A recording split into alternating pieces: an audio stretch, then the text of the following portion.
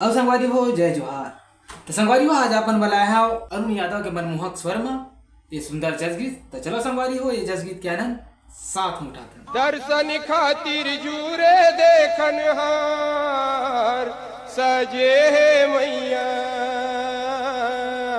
दुर्गा दाई के दरबार।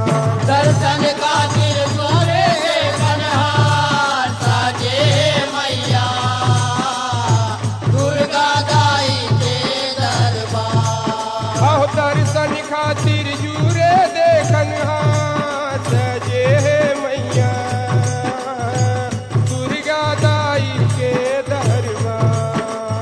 दर्शन खातिर जूरे देखन हार सजे मैया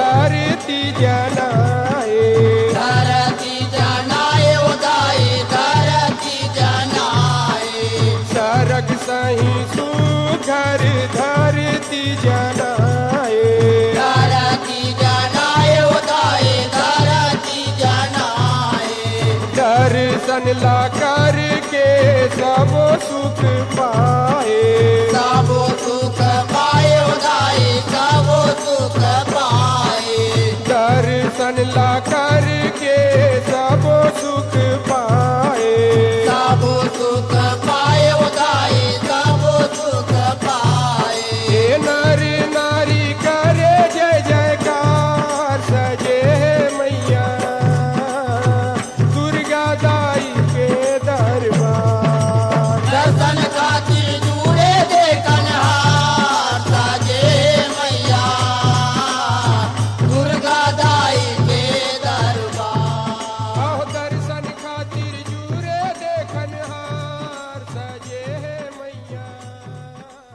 तो संगवारी हो ये जज गीत आप मला कैसे लगी मला कमेंट करके बताऊँ और ऐसे सुंदर सुंदर जज गीत सुनने बार हमारे चैनल मोड़ बोल डाला सब्सक्राइब कर लूँ और साथ में बेल आइकन दबा दूँ ताकि हमारे नवा वीडियो के नोटिफिकेशन आप मतलब सबसे पहले पहुँच पाए और आप हमारे ऐसे सुंदर सुंदर मनमोहक जज गीत के आनंद सबसे पहले उठा पाओ। तो चलो संगवारी हो मैं जाता हूँ नवा वीडियो की तैयारी करे बर। जय हिंद जय छत्तीसगढ़ और छत्तीसगढ़िया सब ले बढ़िया।